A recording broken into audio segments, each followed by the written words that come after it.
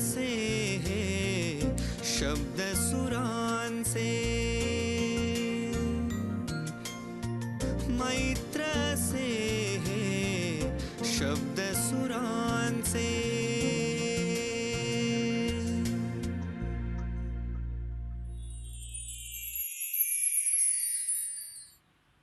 रसिक हो, vocal workout असा शब्दप्रयोग कधी ऐकलाय तुम्ही? नाही ऐकला? मग आता ऐकायची सवय करा. कारण सॉफ्टवेअर इंजिनियर संदीप रानडेंसारखा बुद्धिमान तरुण जेव्हा शास्त्रीय गायनाच्या क्षेत्रात येतो तेव्हा तो नक्कीच काहीतरी वेगळं करणार हे ठरलेलं असतं. संदीप रानडे यांनी नादसाधना नावाचा ॲप शास्त्रीय संगीताच्या रियाजासाठी निर्माण केला आहे. हे केवळ अद्वितीय आहे. नादसाधना या ॲपमध्येच नादयोग हे 15 मिनिटांचं वोकल वर्कआउट आहे. संदीप रानडे यांनी अमेरिकेतल्या जॉन हॉपकिन्स विद्यापीठातून कम्प्युटर सायन्समध्ये मास्टर्स केलं. एंडलेस एज्युकेशन हे शैक्षणिक स्टार्टअप सुरू केलं. बुऱ्हाणपूर इथल्या आयसर या संस्थेत ते व्हिजिटिंग शास्त्रज्ञ म्हणून शिकवायला जात असतात. ही त्यांची शैक्षणिक गुणवत्ता एका बाजूला, तर दुसऱ्या बाजूला पद्मविभूषण या पुरस्काराचे मानकरी संगीत मार्तंड पंडित जसराज यांचे शिष्य असण्याचा सन्मान दुसऱ्या बाजूला. होय, हिंदुस्थानी शास्त्रीय संगीताचे गायक, बंदिशकार, संगीतकार अशी संदीप रानडे यांची अत्यंत दमदार ओळख आहेच. त्यांच्या संगीत रचनांचं कौतुक तर संगीतकार AR रेहमान, शंकर महादेवन, खुद्द त्यांचे गुरु पंडित जसराज यांनी केलेलं आहे. जून 2021मध्ये त्यांना नादसाधना या त्यांच्या ॲपसाठी अत्यंत सन्मानाचा असा आंतरराष्ट्रीय पातळीवरचा ॲपल डिझाईन पुरस्कार मिळालेला आहे. लाखो लोकांमध्ये या पुरस्काराची निवड केलेली आहे. नादरंग या नावाने ते बंदिशीर असतात. त्यांच्या रचना अगदी हटके असतात. नव्या जगाशी तादात्म्य पावणाऱ्या, संवाद साधणाऱ्या अशा असतात. पण परंपरेशी फारकत घेणाऱ्या नसतात. हे फार वैशिष्ट्यपूर्ण आहे. आपल्या गुरूंशी पंडित जसराज यांच्याशी त्यांचं नातं अत्यंत लोभसवाणं, जिव्हाळ्याचं होतं. रसिको, मैत्र हे शब्द सुरांचे या आमच्या मालिकेत संगीताच्या या इंजिनियरचं संदीप रानडे यांचं मनःपूर्वक स्वागत. त्यांच्याशी या गप्पा ऐकायला आम्हीही उत्सुक आहोत. अर्थातच त्यांच्या पुढच्या वाटचालीसाठी त्यांना उदंड शुभेच्छा. आनंद बरसा बरसाओ, आनंद बरसाओ बरसाओ, आनंद बरसाओ बरसाओ, आनंद बरसाओ, आनंद बरसाओ बरसाओ, आनंद बरसाओ. बीस बीस दुख न सताओ, उलझन सुलझाओ, बिसराओ नित सुख लाओ. आनंद बरसाओ बरसाओ, आनंद बरसाओ.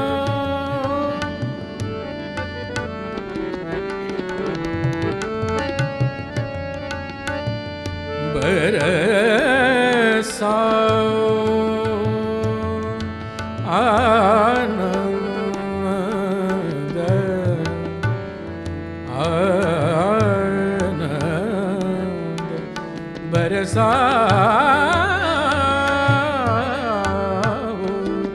आनंद बरसाओ बरसाओ, आनंद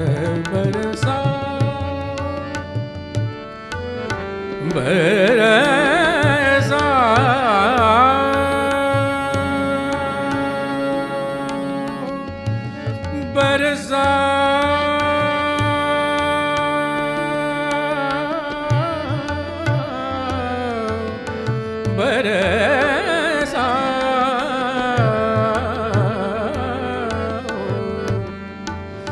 तन मन में में जो रोग लगा है, तन मन में जो रोग लगा है, तेज दवा दिलाओ, राह दिखलाओ, ना तरसाओ, नौका पार कराओ, आनंद बरसाओ, बरसाओ, आनंद बरसाओ,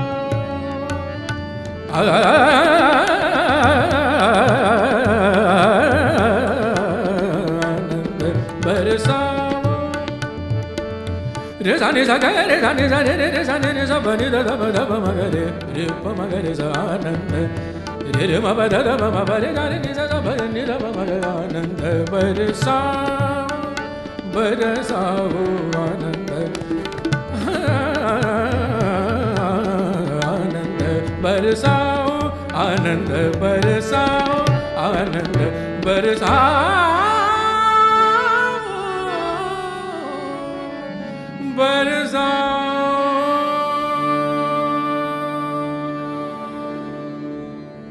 क्या बात आहे. नमस्कार रसिको. मैत्र हे शब्द सुरांचे या कार्यक्रमामध्ये मी विघ्नेश जोशी तुम्हा सगळ्यांचे अगदी मनापासून स्वागत करतो. आज आपण गप्पा मारणार आहोत गायक, बंदी शिकार आणि आनंदाची गोष्ट म्हणजे पंडित जसराजजी यांचे शिष्य संदीप रानडे यांच्याशी. संदीप दादा, आमच्या मैत्र हे शब्द सुरांचे या कार्यक्रमामध्ये तुमचं मनापासून स्वागत करतो. तुमच्या साथीदारांचंही स्वागत करूया. तबला साथ करतायत आशय कुलकर्णी, संवादिनी साथ श्रीनिवास आचार्य. संदीप दादा, आम्ही जेव्हा शास्त्रीय संगीतातल्या बंदिशा ऐकतो तेव्हा आम्हाला अशी सवय झालेली असते की गुणीदास किंवा प्राणपिया किंवा गुणीजान म्हणजे पंडित CR व्यास, या बंदिशीत असं काही म्हणजे मला ऐकायला नाही. तर ही बंदिश कोणाची आहे? ही बंदिश माझीच आहे. अच्छा. मी जनरली नादरंग या नावाने बंदिश करतो. हां. पण सगळ्याच बंदिशीत तो जर त्या ओघात आला नाही तर तशी काही गरज नाही त्याची. हां हां, म्हणजे स्वतःची नाममुद्रा आपण म्हणतो, जसं तुका म्हणे, नामा म्हणे, तसं तुमचं नादरंग हे तुमचं बंदिशकार म्हणून तुम्ही नाव घेतलेलं आहे. बरं, मग संदीप दादा, म्हणजे आता पंडितजींकडे तुम्ही शिकलातच, पण असं होणार नाही ना की तुम्ही गेलात पंडितजींकडे आणि चल बाबा बस शिकवायला सुरुवात करतो. तर सुरुवातीचं काहीतरी शिक्षण कुठेतरी झालं असेल ना, म्हणजे एकदम काय आपण त्यांच्याकडे शिकायला जाऊ शकत नाही, ते एवढे मोठे. तर पहिलं शिक्षण कुठे झालं तुमचं? मी वयाच्या 4-4.5 वर्षी अंजली जोगळेकर पोंक्ष यांच्याकडे शिकलो. अच्छा. आणि 10वी नंतर एक कॉम्पिटिशन होती हां. जी क्लासिकल म्युझिकसाठी होती. छोटीशी होती कॉम्पिटिशन, 7-8 लोक होतो आम्ही गायला. हां. आणि तिथे शोभाते अभ्यंकर जज होत्या. अच्छा. आणि तिथे प्राईज तर मिळालं नाही मला, पण मला माझ्या दुसऱ्या गुरु मिळाल्या. बरं. आणि त्यांच्याकडे 2 दिवसानंतर शिकायला लागलो मी. आणि मग 2009 पासनं हां. पंडित जसराजजींकडे शिकण्याचा मला मौका मिळाला. आणि ती म्हणजे तिथे त्यांच्याकडे कसा काय प्रवेश झाला? ती खरंच गंमत आहे गोष्ट, कारण ती म्हणजे अजूनही मला विश्वास होत नाही की हे खरं झालं. अच्छा. कारण त्यांचा मला 2009 मध्ये 2004 मध्ये कॉम्पिटिशन होती. दोन्ही कॉम्पिटिशनमधनं मला गुरु मिळाले असं म्हणायला हरकत नाही. आणि वैदिक हेरिटेजची कॉम्पिटिशन होती ती. अच्छा. आणि त्याची जी फायनल राऊंड होती ती न्यूयॉर्कमध्ये असते. आता ती कॉम्पिटिशन नाही आहे, पण जेव्हा मी होतो तेव्हा न्यूयॉर्कमध्ये नोव्हेंबरमध्ये त्यांची दिवाळीच्या सुमारास असते कॉम्पिटिशन, ती फायनल राऊंड. आणि जसराजजी स्वतः जज होते. बरं. आणि त्यांच्यासमोर त्यांच्या घराण्याचं त्यांच्याकडनं न शिकता त्यांच्यासमोर सादर करणं हा खूप मोठं प्रेशर होतं. आणि खूप त्यांना आवडलं, मला खूप त्यांनी मनापासून आशीर्वाद दिले, त्यामुळे तिथे खूप मला आनंद झाला होता. आणि तो एक माझ्या आयुष्यातला खूप मोठा क्षण होता तो आनंदाचा. पण 2009 मध्ये मी कॅलिफोर्नियात होतो तेव्हा मला एका नंबरवरनं फोन आला सकाळी 6 वाजता शनिवारी. मला तर आधी वाटलं रॉंग नंबर आहे, कारण 6 वाजता सकाळी कोण फोन करणार. आणि फोन उचलल्यावरती म्हणाले बापू बोल रहा हूं. आणि मला काही कळलं नाही संदर्भ. ते म्हणले जसराज. आणि मग मला एकदम जाग आली खूप, कारण त्यांचा स्वतःचा फोन म्हणल्यावरती. आणि त्यांना बापू घरची लोक म्हणतात हे मला नंतर कळलं. आणि मग त्यांनी तसंच मला सांगितलं म्हणायला. आणि ते म्हणाले इस पते पे आ जाओ जो तानपुरा स्वरमंडल जो कुछ भी है लेके आ जाओ. अच्छा. आणि त्यांनी मला तिथे बोलवून घेतलं. दार त्यांनी उघडलं. ही पण आश्चर्याचीच गोष्ट आहे हो, actually. खरं आहे. आणि सकाळी मी 8ला पोहोचलो तिथे. 8 ते रात्री 10 ते आणि मी, आणि ते मला शिकवत होते दिवसभर. त्यामुळे इच्छा खूप होती मनात, पण कधी असं एक्सप्लिसिटली विचारण्यात आलं नाही त्यांना की मला शिकवाल का, कारण हिंमतच झाली नाही हो खरं खरं आहे. म्हणजे. आणि एकदम त्या उंचीच्या कलाकाराला आपण कसं पण विचारणार? खूप वर्ष इच्छा होती हा, हा. आणि ती इच्छा पूर्ण झाली. आणि असे जेव्हा ते यायचे, विश्रांती करता यायचे बर्कलीला कॅलिफोर्नियात, तेव्हा मला फोन करून ते शिकवायचे. त्यामुळे मी 1-on-1 शिकलो. हा, बरोबर. कोणी नव्हतं घरात, ते आणि मी असे दिवसभर. आणि मग खूप गप्पा व्हायच्या, खूप वेगवेगळे विषय निघायचे. त्यामुळे खूप वेगळ्या पद्धतीने त्यांच्याकडे मी शिकलो गाणं, असं म्हणायला हरकत म्हणजे खरं म्हणायचं तर आपण काय म्हणतो की गुरुकुल पद्धतीने तुमचं शिक्षण झालं असं म्हटलं तरी चुकीचं ठरणार नाही, कारण त्यांच्या घरीच तुम्ही राहायचात म्हणजे तिथे. मैत्र से हे शब्द सुरांचे.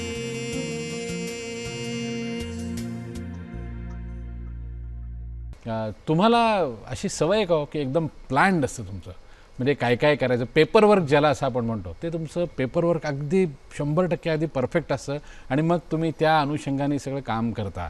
मला असं कळलं की म्हणजे शिक्षण तर तुमचं सुरूच होतं, परंतु आपला विवाह कुठे व्हावा, कोणाबरोबर व्हावा, म्हणजे आपल्या जोडीदाराची उंची किती, ती गाण्यातली असावी की नाही, गाण्यातली असावी तर आपल्या घराण्यातली नसावीच, किंवा ती भिलवडीच्या श्रीपाद चितळे आणि अनघा चितळे यांचीच मुलगी असावी, असं काय तुम्ही पेपरवर्क केलं होतं? हे खरं आहे?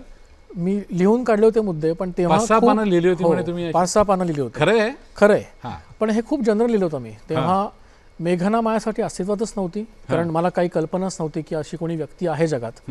मी कल्पना अशी मांडली की युनिव्हर्सला चॅलेंज होता माझा, की मी किती नॅरो करायचा प्रयत्न जर केला तर मॅनिफेस्ट करू शकीन का मी.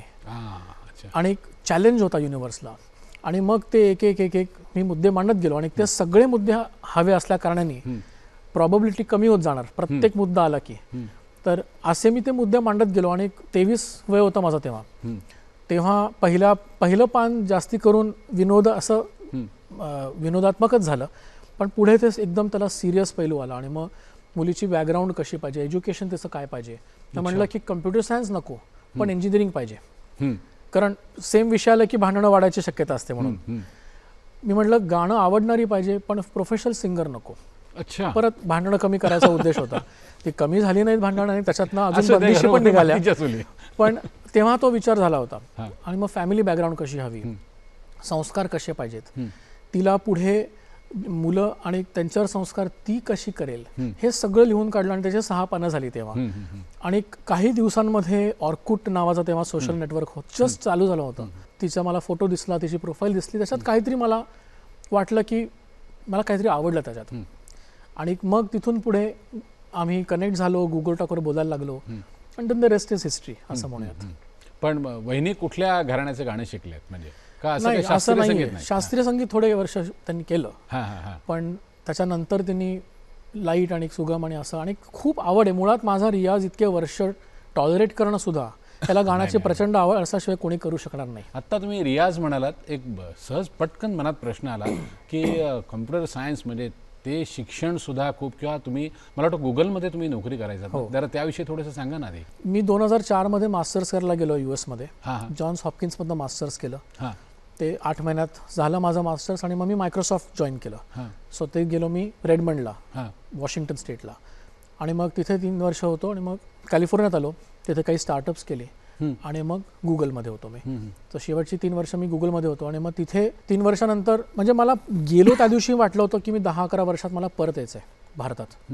2004 मध्ये गेलो, 2015 जानेवारीत मी परत आलो भारतात. अच्छा. आणि तुम्ही ठरवून आलात ना? ठरलं पहिल्या दिवशीच होतं, पण कसं होतं की प्लॅन्स होतात, लाईफ होत असते आजूबाजूला, पण त्याच्यामध्ये कुठेतरी तो गोल होता. देवदेयनी तो ॲक्च्युली पार पडला, कारण त्याच्यासाठी एक एवढं सेव्हिंग पाहिजे, तशी प्रोफाईल झाली पाहिजे, तेवढं शिकून तेवढं तिथे शिक्षण झालं पाहिजे. आणि हे सगळं झाल्यावरती असं वाटलं की आता आपल्या देशासाठी काहीतरी करावं. राबलो इतर देशांसाठी, आता आपल्या देशी परत यावं आणि इथे काहीतरी करावं अशी इच्छा होती. आणि आमच्या दोघांची ती इच्छा खूप दृढ असल्यामुळे ते बारीकसा प्रश्न विचारू का? तुम्ही जे 5-6 पानं लिहिली होती त्याच्यात तुम्ही असं लिहिलं होतं का की एका ठिकाणी नोकरी पण करायची नाही, कारण त्यांना गुगलमध्ये संधी पण मिळाली होती, पण तुम्ही करू दिली नाहीत आणि त्यांना ॲपलमध्ये पाठवलं, खरं आहे? थोडंफार तसं असेल, पण गुगलमध्ये तसं नव्हतं ते. ॲपलमध्ये तिचा जो मॅनेजर होता त्यांनी विचारलं की नवरा जो आहे तो कुठे काम करतो, आणि जेव्हा गुगल म्हणली तेव्हा तो म्हणला की अँड्रॉइडमध्ये काम करतोय का, कारण ते डायरेक्ट कॉम्पिटिटर्स होते.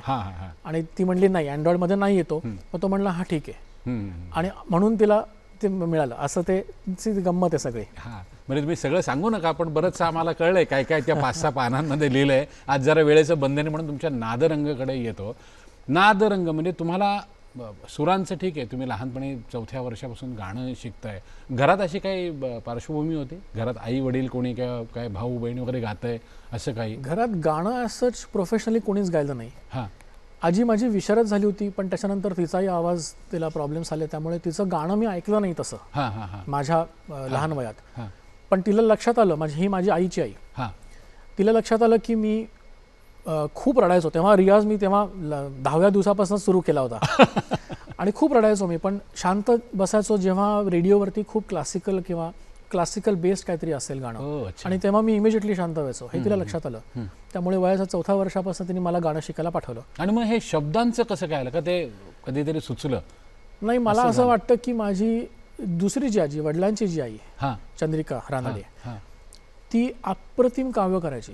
म्हणजे अप्रतिम, म्हणजे तिच्याही कवितांना मी चाली लावल्यात, आणि इतके शब्द सुंदर, आणि त्या मीटरमध्ये, आणि वेगळंच ते तिचं, ती कला वेगळी होती. मे बी तिथून काही आलं असेल तर.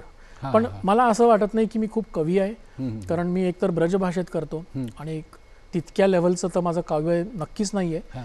पण बऱ्याच वेळाला असं होतं की स्फुरून जातं काहीतरी, आणि अखंड बंदिश, म्हणजे शब्द, लय, सूर, सगळं त्याचं मेलडी सगळी बाहेर पडते, आणि ती मला रेकॉर्ड करायला लागते. मला पळायला लागतं रेकॉर्ड करायला, कारण ती रेकॉर्ड केली नाही तर कदाचित ती निघून जाऊ शकते. आणि मग रेकॉर्डिंगवरनं मी माझ्याच शिकतो. असं खूप वेळा झालंय. तर ते कुठेतरी कृपा आहे. म्हणजे नादरंग हा जो तुमच्यातला कवी म्हणूया आपण, तो तसा बाहेर पडतो उत्स्फूर्तपणे कधीतरी. तुम्हाला अशा, मला असं कळलं की छोट्या छोट्या प्रसंगांवर तुम्हाला काहीतरी रचना सुचतात, ते काय म्हणजे अशा काही सांगा ना, 2-4 काय असेल तर.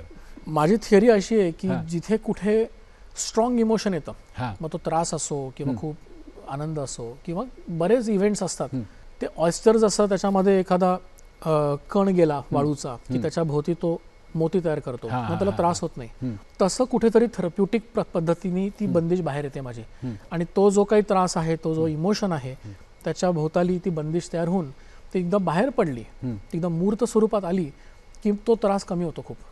असा मला अनेक वर्षांचा अनुभव आहे. तो अमेरिकेतला काय प्रसंग? तुम्ही आणि वहिनी कुठेतरी काम करणार होतात काहीतरी, म्हणजे कृष्ण आणि काहीतरी रुक्मिणी असा काहीतरी तो प्रसंग होता. हो. आणि तिथे भांडण झालं म्हणे. भांडण झालं. तो काय प्रसंग काय होता? प्रसंग असा होता की कुमारजींची जी खूप गाजलेली जी रेकॉर्ड आहे, त्याच्यामध्ये ऋणानुबंधाच्या गाठी हे जे गाणं होतं, हे आम्हाला डुएट एक गायचं होतं स्टेजवरती. अच्छा. आणि तिथे मी कृष्ण असा रोल होता, आणि ते कम्फर्ट झोनच्या जरा बाहेर होतं माझ्याकडे. ऍक्टिंग तसं काही मी कधी फार केलेलं नाहीये, आणि तिला एकदम कम्फर्टेबल होतं ते. पण त्याच्यामध्ये असं झालं की गाणं, ती म्हणाली की मला हे अवघड गाणं आहे, क्लासिकल बेस गाणं आहे, तर मला थोडंसं गायडन्स कर. स्टुडंट्सना गायडन्स करताना जमतं, कारण ते स्टुडंट्स आहेत, पण ही बायको आहे, त्यामुळे एक्सपेक्टेशन्स वेगळ्या आहेत, अपेक्षा वेगळ्या आहेत, आणि मुळात प्रसंग उलटाच असतो नेहमी आयुष्यात. आणि तिथे भांडण झालं, कारण ती म्हणाली की तू एवढ्या स्टुडंट्सना पेशंटली आणि प्रेमाने शिकवतोस, माझ्या वेळेला काय. तर त्याच्यावरती मला 2 ओळी सुचल्या की जा जा बोलो ना कान्हा, सब जगत के तुम पालक, हमरी बेर क्यों झूठा बहाना, जा जा बोलो ना कान्हा. आणि म्हणलं याला अंतर, मग माझी एखादी कंप्लेंट त्याच्यात जोडूयात. बन ठन के तोरी देखी बाट, शाम ढले और बीती रात, कौन समझे मोरा आंसू बहाना, जा जा बोलो ना कान्हा. जरा थोडं गाऊन मालकंस मध्ये आहे. जरूर. जा जा बोलो ना कान्हा, जा जा बोलो ना कान्हा, जा जा बोलो ना कान्हा, जा जा बोलो ना कान्हा, सब जगत के तुम ही हो पालक, सब जगत के तुम ही हो पालक, हमारी बेर क्यों झूठा बहाना,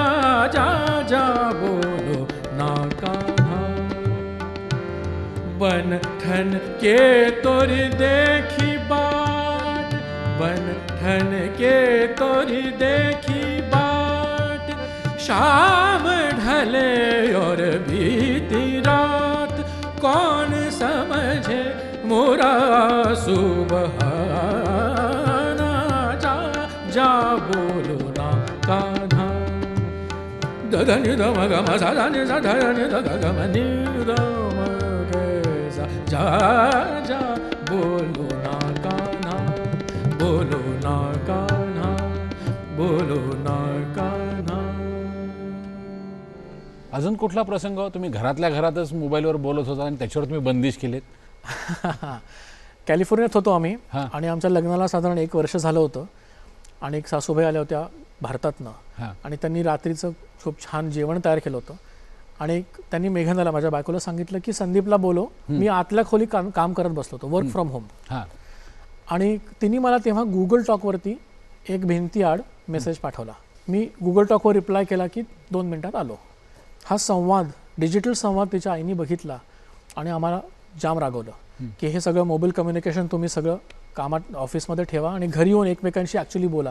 आम्ही बोलायचो नाही असं नाही, पण हा कन्व्हिनियन्स होता तो करत होतो. पण ह्या प्रसंगातनं एक बंदिश निघाली. दिन रैन साजन करत चिंतन, दिन रैन साजन करत चिंतन, स्क्रीन देखन में नाद रंग मगन, मनन करत बीते जीवन, दिन रैन साजन करत चिंतन. ही कदाचित पहिलीच अशी क्लासिकल बंदिश आहे ज्याच्यामध्ये इंग्लिश शब्द आहेत.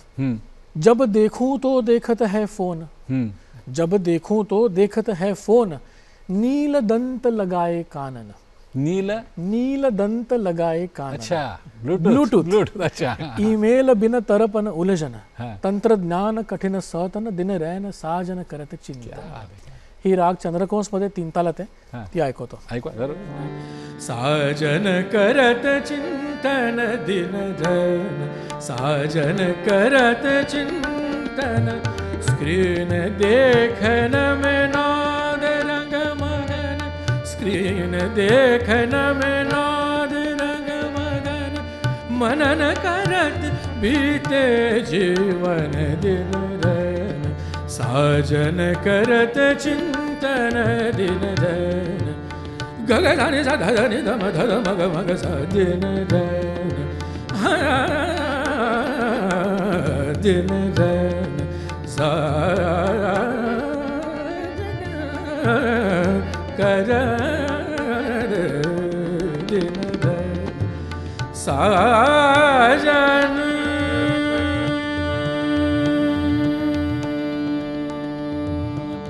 जब देखूं तो देखत है फोन, जब देखूं तो देखत है फोन, नील दंत लगाए कानन, नील दंत लगाए कानन, ईमेल बिन तरपन उलझन, ईमेल बिन तरपन उलझन, तंत्रज्ञान कठिन सोतन, दिन रैन साजन करत चिंतन, दिन रैन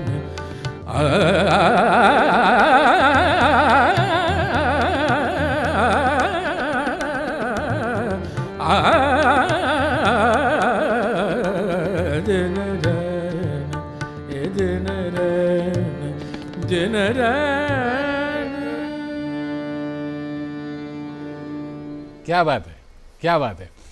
मैत्र से है शब्द सुरांचे.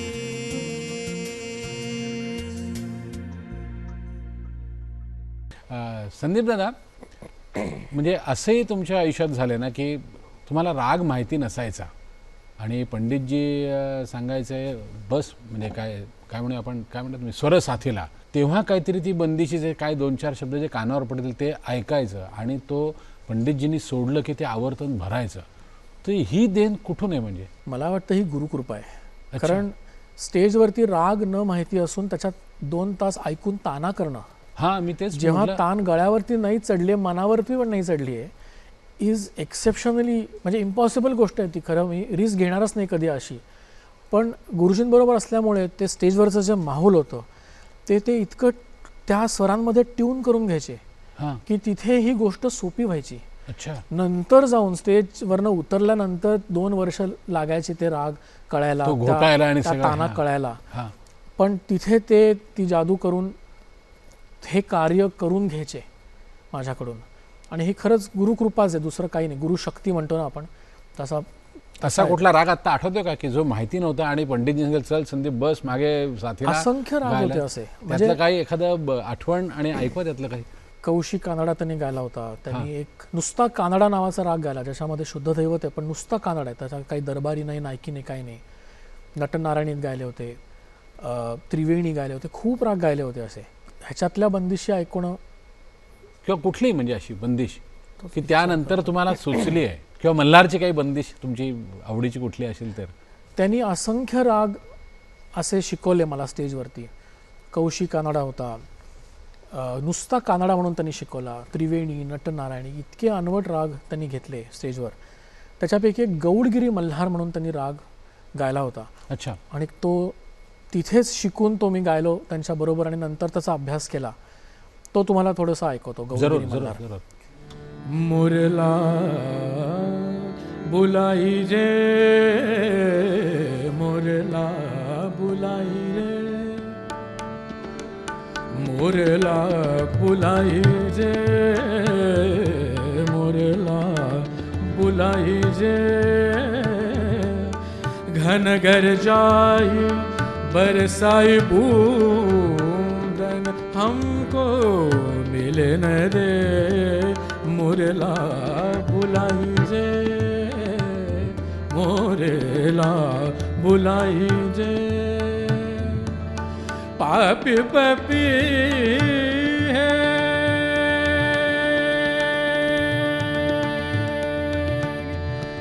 पापी पपी है कि कूक सुनत ही, पापी पपी है कि कूक सुनत ही, कूक उठत मन में सदा रंग की गत को न जान, मुरला बुलाई जे,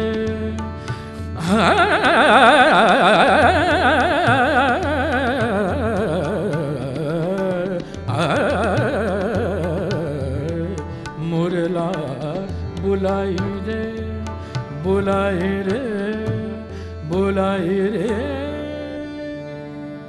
संदीप दादा, तो प्रसंग काय होता हो? म्हणजे तुमची एकदा मैफिल झाली, पंडितजींच्या मागे तुम्ही स्वरसाथीला होतात आणि कार्यक्रम संपल्यावर पंडितजी म्हणाले की हा तुमचा जावई असेल पण आमच्या घराण्याचा चिराग आहे. तो कुठला प्रसंग? त्यांचा एक बिलोडीत कॉन्सर्ट होता 2010 साली. अच्छा. म्हणजे माझ्यासाठी आता सुद्धा भरून येते मला, कारण त्यांच्याकडे थोडे दिवस शिकून मी त्यांनी हा आशीर्वाद दिला की मेवाती घराणे का चिराग हो. अच्छा. आणि पूर्ण जिम्मेदारी आता तुझ्यावर घे म्हणून त्यांनी मला सांगितलं. ते म्हणले आता तू गा फक्त. आणि त्या दिवसापासनं गाण्यातही खूप फरक पडले. समाव तो प्रवाह जो त्यांच्या आशीर्वादाने त्या गुरुशक्तीने जो होत गेला, एक वेगळा अंश येतो आपल्या गाण्यामध्ये. आणि त्याच कॉन्सर्टच्या अलीकडे एक आठवण आहे ती सांगतो. कारण त्या सगळ्या एनर्जीज एकत्र आली त्या कॉन्सर्ट नंतर असं मला वाटतं. त्या स्टेजवर भुवनेश्वरीचं मंदिर आहे तिथे एक, हो हो, औदुंबराच्या पलीकडे, हां. नदीच्या पलीकडे छोटंसं मंदिर आहे. त्यांना ते दर्शन घ्यायचं होतं कारण देवीचे ते खूप मोठे भक्त होते. आणि आम्ही तिथे गेलो दर्शन घ्यायला आणि त्या पुजाऱ्यांनी त्यांना ओळखलं आणि ते म्हणले तुम्हाला आत यायचं तर आत गाभाऱ्यात आम्ही घेऊन जाऊ तुम्हाला. आणि त्यांच्याबरोबर मलाही जाऊ दिलं. आणि ते म्हणले बस. आणि ते बसले आणि देवीच्या मूर्तीसमोर आत मंदिराच्या गाभाऱ्यात त्यांनी मला जगदंब जगदंब, ते बसंतमधलं जे त्यांचं भजन आहे ते शिकवलं तिथे. आणि कॉन्सर्टलाही त्यांनी बसंत गायला. आणि एनर्जीज काय मी म्हणजे शब्दच नाही आहेत असा तो प्रसंग होता की ते स्वतः तिथे गुरुशक्ती आणि एक म्हणजे शक्ती आणि एक शिवशक्ती असं ते सगळं एकत्र आलं असं मला तो फील आला तेव्हा. खरंच नशीबवान आहे मी.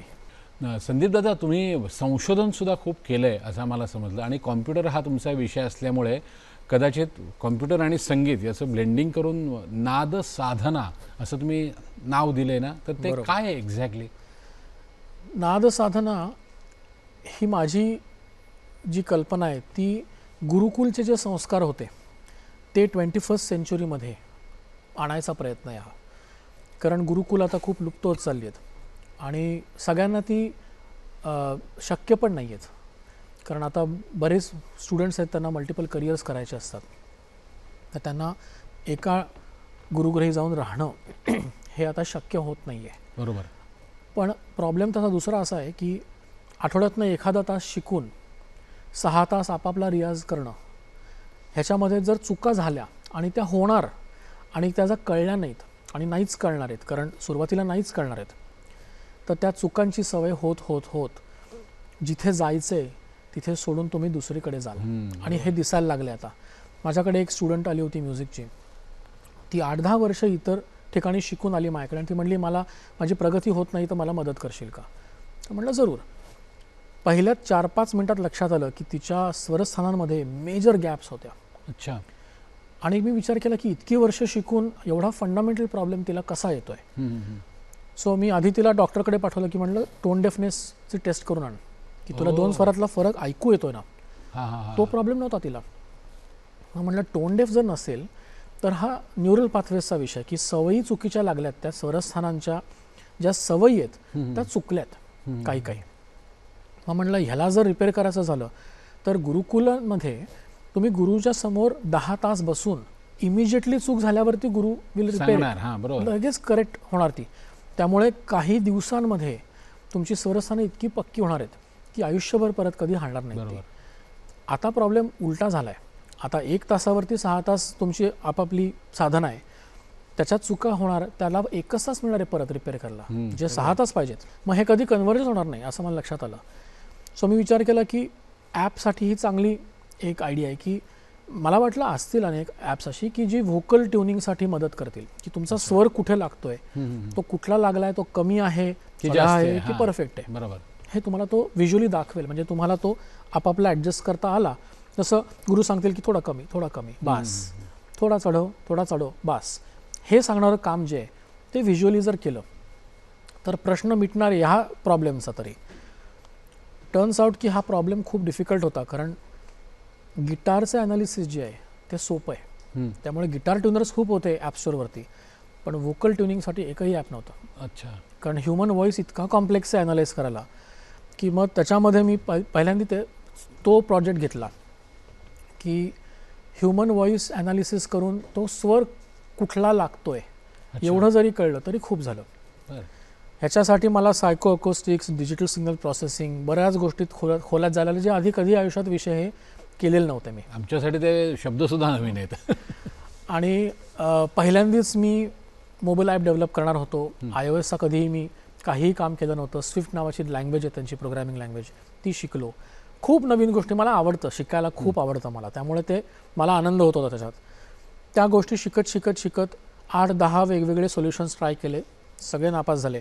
कारण जर स्वर बरोबर सांगितला तर उशिरा सांगायचा, जर पटकन सांगितला तर थोडं इकडे तिकडे एरर असायचा, जर दोन्ही जमलं तर बॅटरी लाईफ संपायची पटकन. सो ह्या सगळ्या गोष्टींचा विचार करत एक नवीन अल्गोरिथम तयार केली शेवटी, जी चालली. मग तिला एक बेटा व्हर्जन मी दिला ॲपचा, आणि त्या ॲपचं नाव ठेवलं नाद साधना. कारण नादची साधना आहे, वाय नॉट, म्हटलं छान आहे नाव. तिने ते ॲप 2 आठवडे वापरलं आणि तिचा जो स्कोर होता, नोट ॲक्युरेसी स्कोर, तो 5%चा 80% आला. अरे वा. 2 आठवड्यात. आणि सगळ्यात आश्चर्याची गोष्ट अशी की 2 आठवड्यानंतर तिचा स्कोर कधी 80%च्या खाली आलाच नाही. अच्छा. त्यामुळे तिच्या ज्या सवयी होत्या, न्यूरल पाथवेज तिचे हॅड बीन रिवायर्ड, ब्रेन वॉज रिवायर्ड. मी म्हणलं एक जर पर्सनला जर त्याचा उपयोग होत असेल तर मे बी 5 इतर लोकांना उपयोग होईल, म्हणून मी ते ॲप पब्लिश केलं. आणि आता मी विचार केला की मला बरेच प्रॉब्लेम सॉल्व्ह करायचे आहेत, ते ह्या ॲपच्या माध्यमातून मी करू शकेन. ॲपला आता कान आले होते, त्यामुळे ते तुमचं गाणं ऐकू शकत होतं पण समजू शकत नव्हतं अजून. मी म्हटलं याला जर समज दिली की गाणं काय चाललंय, आलापी चालली आहे का, सरगम चालली आहे का, तान चालली आहे का, लयकारी आहे का, मुखडा आहे का, तिहाई आहे का, हे सगळ्या गोष्टींचा, हे सगळे प्रॉब्लेम्स कोणीच आधी अटेम्प्ट केले नव्हते. त्यामुळे हे सगळे फ्रॉम स्क्रॅच मी केले आनंदासाठी माझ्या. आणि असेच वेगवेगळे सोल्युशन्स करत त्या ॲपला समज निर्माण झाली की तो सांगू शकायचा की आता इथे आलापी चालली आहे, इथे लयकारी चालली आहे, इथे तिशी रजती आहे. मग म्हटलं की आता वाद्य जर याच्यात आली की जी आमची साथसंगत करू शकतील समजून, मेकॅनिकली नाही, समजून, तर गाणाऱ्याला वाजवणाऱ्याला जी मजा येईल घरी रियाज करताना ती डायरेक्टली स्टेजवर ट्रान्सलेट होईल. कारण असे अनेक ॲप्स आहेत, मशीन्स आहेत की जे रोबोटिक वाजवतात, पण त्याचा तोटा असा आहे की त्याची सवय होते, आणि ती सवय जर झाली आणि होते, स्टेजवर गेल्यावर जेव्हा तुम्ही लाईव्ह ह्युमन एक्सपर्ट बरोबर आहात तेव्हा गडबड होते. तेव्हा त्यांनी जर थोडंसं इकडे तिकडे वाजवलं, आणि वाजवायलाच पाहिजे कारण इम्प्रोवाइज कला आहे ही सगळी, उपज अंगाची कला आहे, ती गडबडायला होतं, भीती वाटते. जिथे आनंद वाटला पाहिजे, जिथे गाणं पुढे जायला पाहिजे, त्या दोघांच्या याच्यामध्ये ते दोन्ही दबतं, आणि हे उलटी गंगा चालली. हे काहीतरी भयंकर चूक होती याच्यामध्ये, हे मला सॉल्व्ह करायचं होतं खूप वर्ष. सो मी विचार केला की आधी आपण स्वरमंडळ ट्राय करूयात, की जे नुसतंच आरोह किंवा अवरोह वाजवण्यापेक्षा गाण्याच्या अनुषंगाने किंवा वाजवणाऱ्याच्या बरोबर त्या रागाचे त्याचे जे पैलू आहेत ते क्रिएटिव्हली, आर्टिस्टिकली, सौंदर्य त्याच्यात जे आहे ते दाखवून वाजवेल. त्याचा अजून एक फायदा असा आहे की आता हल्ली ट्रॅव्हलिंग मुश्किल झालं आहे गोष्टी घेऊन, त्यामुळे स्वरमंडळ आता नेल लागत नाही कुठे मला, पटकन ट्यून होतं. लोकांना पेशन्स कमी असतो हल्ली, पटकन राग ऐकायचा असतो, त्याच्यामध्ये अर्धा तास तुम्ही ट्यून करत नाही आता स्वरमंडळ. सो अशी फायदे आहेत. आणि दुसरी गोष्ट अशी आहे की ट्युनिंग जर करायचं झालं स्वरमंडळचं, तर तुम्ही आधी एक्सपर्ट पाहिजे, तुमचा सूर परफेक्ट पाहिजे, तर तुम्ही छान ट्यून करू शकाल. आणि जर थोडंसं इकडे तिकडे ट्युनिंग झालं आणि त्याच्यावर गायलं आणि सवय झाली, परत तोच प्रॉब्लेम आहे की स्वर परत हलणार तुमचे. तानपुराचं तेच आहे, म्हणून तानपुरा केला पुढे, की जो मला रिअलिस्टिक तानपुरा हवा होता. तानपुराची जी जादू आहे ती त्या सॅम्पल तारांमधनं येत नाही, कारण त्या तारा एकमेकांशी बोलतात, त्यांच्यात संवाद होतो, आणि ही जी हार्मोनिक्सची जी भाषा आहे त्याच्यामध्ये स्वयंभू गंधार येतो, त्याच्यामध्ये रागांच्या ज्या श्रुतीस्थान आहेत ती उभी राहतात, राग उभा राहतो. आणि बुजुर्गांनी जे तानपुरे लावले त्याच्यामध्ये राग दिसायचा, तो मूर्त स्वरूपात राग दिसायचा. सगळ्यांना तसा तानपुरा लावता येत नाही आहे, आणि तो लावण्यासाठी तुमचे स्वर इतके चांगले पाहिजेत. तर हा चिकन आणि एक प्रॉब्लेम आहे की हे करू की ते करू. मग म्हटलं तानपुरा जर चांगला असेल तर त्यांचे स्वरस्थानं पक्की होत होत ते शेवटी खरा तानपुरा उत्कृष्ट ट्यून करू शकतील लोक, म्हणून तानपूर आला. मग मी विचार केला की खूप वर्ष मला हा प्रॉब्लेम सॉल्व्ह करायचा आहे तबल्याचा.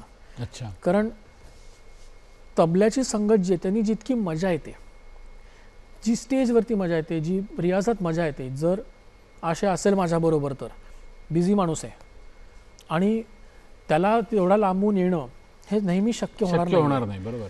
आणि मला जेव्हा काहीतरी सुचलं, मला जेव्हा इच्छा झाली रियाजाला की पहाटे 4 वाजता उठून मी रियाज जर करायची इच्छा झाली किंवा रात्री 12 वाजता, तर मी मग कसा करू रियाज घरी त्या दर्जाचा, की जो स्टेजवरती जो मला तबला जो ऐकायला मिळतो तसा घरी जर मला मिळाला तर खूप जास्त चांगलं गाणं होईल आणि स्टेजवरती अजून फुलेल गाणं. बरोबर. Live performance will be even better.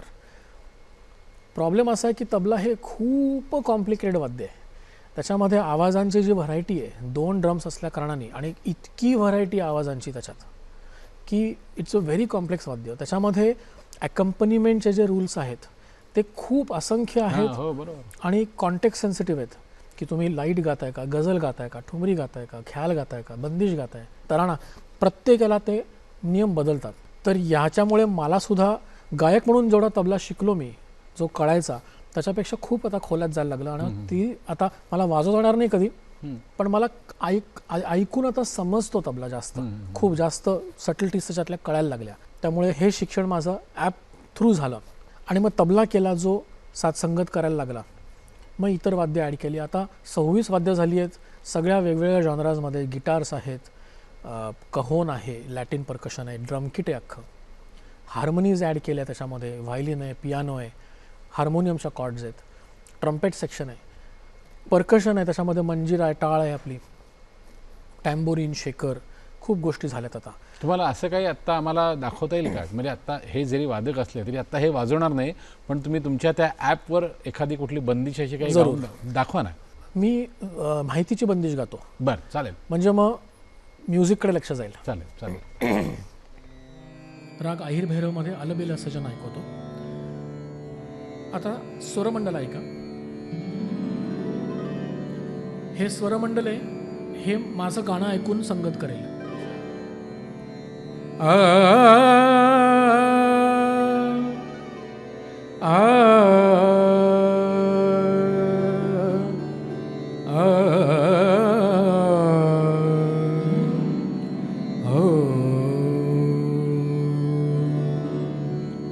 आता याच्याबरोबर स्ट्रिंग्स आणि मागे जी बॅकग्राऊंड हार्मनी आहे ती ॲड करूयात.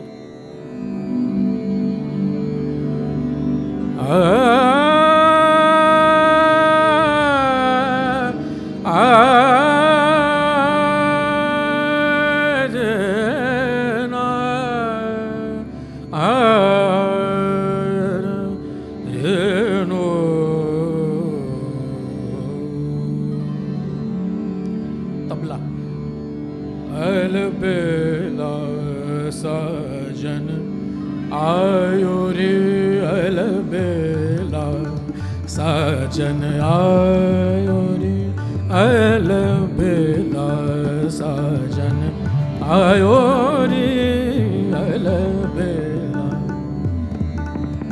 म पदनि ध ध म ग म प पनि धनि प प धनि स सा नि ध ध प ध ध प म ग रे ग म प धनि ध ध प म ग रे स रे म अलबेला साजन आयो रे. थोडं परकशन ॲड करूयात.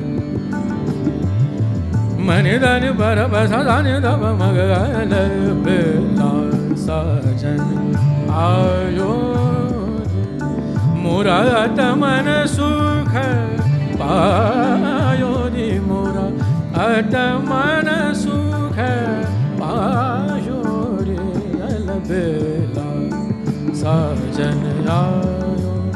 याला ठेकाही बनवता येतो, काही बाकी नाही. आणि स्मार्ट म्हणून मोड आहे जो थोडासा त्याला अजून इम्प्रोवाइज करेल. म पदनि धनि ध प म सा नि ध प म ग रे सा साजन आयो रे आयो रे अलबेला ए अलबेला ए अलबेला साजन आयो रे.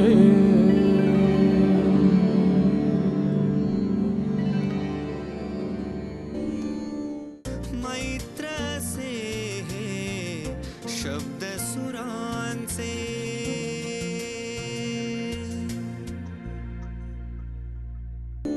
मला असं वाटतं असं जर का आपण नुसतं ऑडिओ कोणाला ऐकवलं तर कळणारच नाही की इथे कोणी तबलजी नाही आहे, काय स्वरमंडल वाजवणारा कोणी नाही आहे, तानपुरा वाजवणारा कोणी नाही आहे. तर अशी काही दाद मिळाली तुम्हाला हे असं ऐकून? ॲक्च्युली 2020मध्ये आपला जो फर्स्ट लॉकडाऊन होता कोविडच्या, मार्च 19 बहुतेक, त्याच्या अलीकडे काही दिवस खूप मला अस्वस्थ वाटत होतं, हेल्पलेस वाटत होतं की मी मदत कशी करू या सिच्युएशनमध्ये. इतकी भयंकर सगळीकडनं न्यूज येत होती, भयंकर निगेटिव्हिटी प्रचंड होती. सो मी म्हटलं की मे बी संगीताच्या माध्यमातून लोकांपर्यंत थोडंसं ऑप्टिमिझम मी जर पोचवू शकलो, थोडी पॉझिटिव्हिटी, आणि त्याबरोबर जर WHO जे निर्देश होते की तुम्ही स्वतःला सुरक्षित कसं ठेवावं पॅन्डेमिकमध्ये, तर तेही बंदिशीच्या माध्यमातून, गाण्याच्या माध्यमातून लोकांपर्यंत मी पोचवले. तर लक्षात जास्त पटकन राहतात गाण्यातनं. बरोबर. ह्या सगळ्या भावनेतनं एक नवीन बंदिश सुचली बसंत रागात. अच्छा. ना करो ना करो. बर. आणि ह्या बंदिशीचं रेकॉर्डिंग केलं मी. तेव्हा ॲपमध्ये रेकॉर्डिंगची पण मी सोय केली नव्हती. आता काय ॲपमध्ये पूर्ण स्टुडिओ रेकॉर्डिंग करतात, ऑडिओ आणि व्हिडिओ. अच्छा. तेव्हा ती सोय नव्हती. ते आणि 10च वाद्य होते. तर ॲपनी माझ्याबरोबर वाद्य वाजवली, त्याचा एक छोटासा व्हिडिओ केला मी आणि तो व्हॉट्सॲपवरती एक 8-10 लोकांना मी पाठवला. बरं. ट्रायल बेसिसवरती की आवडतं का बघूयात. 15 मिनिटात माझं पूर्ण आयुष्य याचं पूर्ण बदललेलं होतं. My world had been completely turn upside down. Overwhelming हे सगळं हे मला अजूनसुद्धा आठवण जेव्हा येते तेव्हा. मला गुरुजींचा फोन आला, व्हिडिओ कॉल आला 15 मिनिटात. अच्छा. मग मी त्यांना पाठवली नव्हती बंदिश तोपर्यंत. मी म्हटलं की लोकांना आवडतं का बघू, मग त्यांना पाठवलं. त्यांचा मला व्हिडिओ कॉल आला आणि ते म्हणले की कम से कम 300 लोगों ने तुम्हारा गाना मुझे भेजा है. अच्छा. मी म्हटलं ही कोण 300 लोक ज्यांना, म्हटलं कुठलं गाणं. ते म्हणले बसंत में बहार लाई. अच्छा. आणि असा आशीर्वाद दिला. आणि मग ते म्हणाले की तबला बहुत बढ़िया बजाया है, किसने बजाया है. हो. आणि ही त्यांच्याकडनं येणारी दाद ही भयंकर मोठी दाद होती मला. कारण 2 गोष्टी अशा आहेत की पंडितजी अत्यंत उत्कृष्ट तबलावादक होते हे कमी जणांना माहिती आहे, आणि मग ते त्या दर्जाचे गायक झाले, लिव्हिंग लेजंड त्यांना म्हणायचो तेव्हा. दुसरी गोष्ट अशी की ॲपची जी संगत आहे ती त्यांना ह्युमन संगत वाटली. म्हणजे app had pass the musical Turing test, जे आर्टिफिशियल इंटेलिजन्समध्ये सगळ्यात सर्वोच्च जी टेस्ट आहे की तुम्ही आर्टिफिशियल इंटेलिजन्स आहात की नॅचरल इंटेलिजन्स आहात, ह्याच्यात जो परीक्षक आहे ती जी टेस्ट आहे ती ॲप पास झाली होती म्युझिकल कॉन्टेक्स्टमध्ये. त्यामुळे माझ्यासाठी खूप मोठा माइलस्टोन होता पर्सनली, आणि त्या आशीर्वादानंतर खूप भरून आलं होतं मला. पण तिथे थांबली नाही. एक 8-10 मिनटानंतर मी इंस्टाग्रामवरती ब्राउज करत होतो आणि माझाच व्हिडिओ दुसरा एका प्रोफाईलनी शेअर केला होता, आणि ही जी प्रोफाईल होती त्याला 8 मिलियन फॉलोअर्स होते. अच्छा. आणि त्या प्रोफाईलचं नाव होतं AR रहमान. आणि त्या पॉईंटला माझ्या पायातलं सेन्सेशन गेलं, मला माझे पाय जाणवेन असे झाले. सगळंच अनरिअलच होतं हे सगळं, मला विश्वासच बसत नव्हता अजूनही की असं काही घडलं असेल. पण या सगळ्यांना वाटलं की हे ॲपची संगत नाही आहे आणि ह्युमन संगत आहे. त्यामुळे मला खूप आनंद झाला की एवढं सगळं जे 6 वर्ष मी काम करत होतो, तेव्हा 5 वर्ष काम करत होतो, 5 वर्ष त्याला संशोधन केलं. बापरे. त्याला अशा पद्धतीची दाद मिळाली. आणि ती बंदिश कुठली जी ती बंदिश ऐकू थोडी? हां, थोडीशी ऐकवा ना याच्यावर.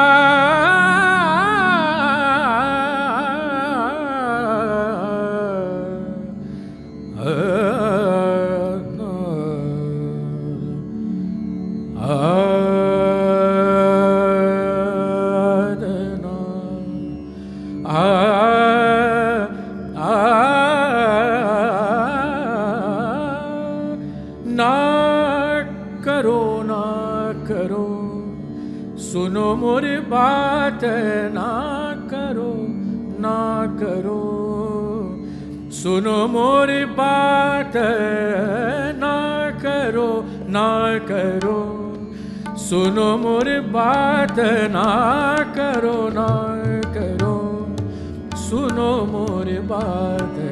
न मिलाओ हाथ हम जोड़त हाथ, न मिलाओ हाथ हम जोड़त हाथ, न लगाओ मुख सो मैले हाथ, ना करो ना करो, सुनो मोरी बात ना करो ना करो, सुनो मोरी बात ना करो ना करो.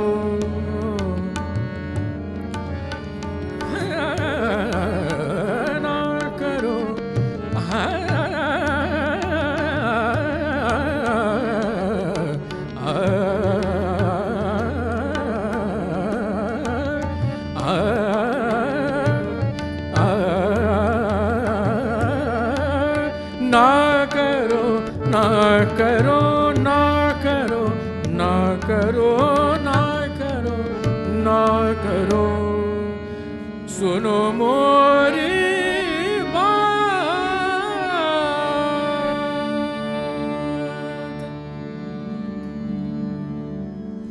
संदीप दादा, वेळेचं थोडंसं बंधन आहे म्हणून पण एक प्रश्न मला आवर्जून विचारायचा आहे. म्हणजे कॉम्प्युटर सायन्स आणि वेगवेगळे तुमचे सगळं स्टार्टअप यामध्ये तुम्ही दिवसातले जवळजवळ 15-16 तास काम करत असता, तेव्हा ते क्षेत्र आणि संगीत शिवाय स्वतःचा रियाज, तुमच्या सगळीकडे प्रवास खूप होतो तुमच्या कार्यक्रमानिमित्त, तर यामध्ये रियाज करण्यासाठी म्हणून तुम्ही एक काहीतरी नाद योग म्हणून सुरू केलं होतं, ते काय आहे नक्की? थोडक्यात माहिती द्या. आणि अजून एक मला प्रश्न विचारायचा आहे आणि मग आपण संगीताकडे जाऊया. काय आहे नाद योग? 12वी नंतर 2 करिअर्स करायचा जेव्हा डिसिजन होता तेव्हा मला लक्षात आलं की वेळ हा सगळ्यात मोठा शत्रू असणार आहे माझा. 10 तास रियाज जो आहे, जी साधना आहे, ती कमीत कमी वेळात इफेक्टिव्हली कुठेही कॉम्प्रोमाइज न करता होऊ शकेल का, हा विषय होता संशोधनाचा.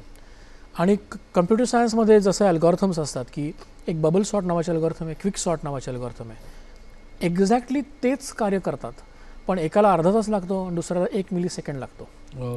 तर हा ऑप्टिमायझेशन, हा जो इन्स्पिरेशन आहे, हा गाण्यात करता येईल का असा माझा, आणि असंख्य वेगवेगळे डोमेन्स वापरून, की जसं न्यूरोसायन्स आहे किंवा ऑप्टिमायझेशन थिअरी आहे, कॉन्क्रीट मॅथमॅटिक्स आहे, कॉम्बिनेट्रिक्स आहे, सॉफ्टवेअर टेस्टिंग मेथडॉलॉजीज आहेत, या सगळ्यांचा वापर करून हळूहळू पुढच्या 20 वर्षात जो 10 तासाचा जो रियाज आहे तो 1 तासावर आणला.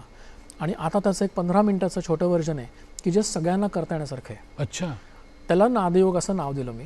आणि याच्यामध्ये आवाजात लागणाऱ्या प्रत्येक गोष्टीचं, मग ती स्वराची स्थानं असोत, मींड असोत, याला नावं अशी दिली आहेत, पंचमहाभूतांवरनं इन्स्पायर्ड नावं आहेत, की स्वर बेंडिंग आहे, मींड म्हणजे वॉटर बेंडिंग आहे, जलतत्व आहे त्याच्यात, कारण तो 2 स्वरांमध्ये फ्लो येतो, त्याच्यात कुठे शेप एज नाही आहे. पृथ्वी तत्व जे अर्थ बेंडिंग जे त्याला वजन आहे, त्याच्यामध्ये गमक, खटका आणि वजन स्वराचं हे येतं.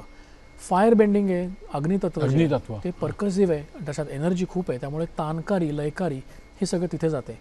आणि शेवटचं जे आहे जो वायुतत्व आहे त्याच्यामध्ये ॲजिलिटी आणि खूप स्पीड, आणि त्यामुळे मुरकी, हरकत, बारीक तान, फास्ट तान, ह्या सगळ्या ज्या गोष्टी आहेत दुपटीच्या ताना ह्या त्याच्यात येतात. तर असं करून या सगळ्या वेगवेगळ्या ॲबिलिटीजवरती एक्सरसाइजेस तयार केले. खूप वर्ष त्याला लागली मला एक एक्सरसाइज नवीन शोधायला. पण आता हे सगळे कॉम्पॅक्ट टाईममध्ये होतात. आणि अनेक वर्ष मी 1 तास रियाज करायचो आणि लोक मला वेड्यात काढायची की काहीच जमणार नाही तुला. पण जसराजजींना जेव्हा मी भेटलो आणि त्यांना जेव्हा गाऊन दाखवलं मी, तेव्हा त्यांनी आशीर्वाद असा दिला, ते म्हणले रियाज अलग कर रहे हो लेकिन उम्र के 20 साल आगे हो. आणि कोणीही दुसरं म्हणालं असतं हे तर मी त्याच्याकडे दुर्लक्ष केलं असतं, पण खुद्द गुरुजी म्हटल्यावर तेव्हा भांड्यात जीव पडला. संदीप दादा, तुमचं हे नादयोग किंवा नाद साधना या दोन्ही ॲपचा आत्ता जे नव्याने गाणं शिकायला सुरुवात करतायत त्यांना पुष्कळ फायदा होईल. एक वेळेचं बंधन आहे म्हणून कार्यक्रमाची सांगता करताना पंडितजींची एखादी बंदिश किंवा तुमची एखादी बंदिश किंवा दुसऱ्या कोणाची तुम्हाला म्हणतो ना आपल्याला आवडते अशी कुठली बंदिश तुम्ही सादर करावी आणि आपल्या याच्या गप्पांची सांगता करावी. मी 2008 किंवा 9 साली एक मल्हार रागात चतरंग तयार केला होता. अच्छा. जो बापूजींना खूप आवडायचा. बरं. त्यामुळे ती बंदिश मी गातो तुमच्या समोर, कारण त्यांनाही ती खूप आवडायची. त्यामुळे ह्या चतरंगची खासियत अशी आहे की चतुरंग म्हणजे 4 अंग, त्याच्यात चतुर अंग, पखावाजाचे बोल, काव्य, सरगम आणि तराण्याचे बोल, असे 4च्या कॉम्बिनेशनमध्ये ही बंदिश होते. त्याला चतरंग म्हणतो आपण. आणि ह्याच्यामध्ये पावसाळ्याच्या दिवसाचा जो माहोल आहे, त्याच्यात जे साईट्स अँड साऊंड्स आहेत, जे आवाज ऐकू येतात, जो सुगंध असतो हवेत, ह्याचं वर्णन करायचा प्रयत्न केला या बंदिशीमध्ये. सावन घनन घनन सावन घनन घनन सावन घनन सावन घनन घनन सावन घनन घनन सावन घनन घनन घनघोर घनन बूंदन सननन घनघोर घनन बूंदन सननन बिजुरी गिरी गिरी रनननननन सावन घनन घनन सावन घनन घनन मन तराना गाय तननन मन तराना गाय तननन धीर धीर धीर धीर धीर धीर तो उमड़ घुमड़ घन धीर धीर धीर धीर धीर धीर तो उमड़ घुमड़ घन ओ दानी दानी जललोम जललोम ओ दानी दानी जललोम जललोम पाय गमरे सानी रे सारे नि धनी धनी मम गमरे सानी सारे मम नि धनी सा धनी सा सा नि धनी सा धनी सा नि धनी सा धनी सा सावन घनन घनन सावन घनन घनन मन तराना गाय तननन मन तराना गाय तननन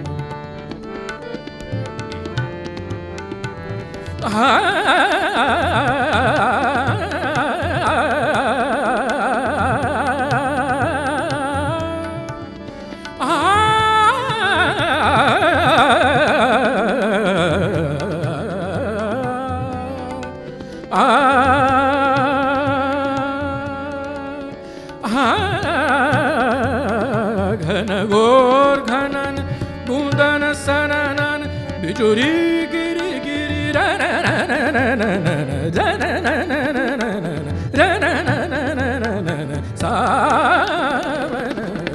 घन न घन घन ना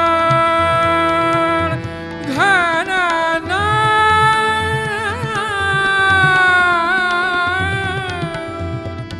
हा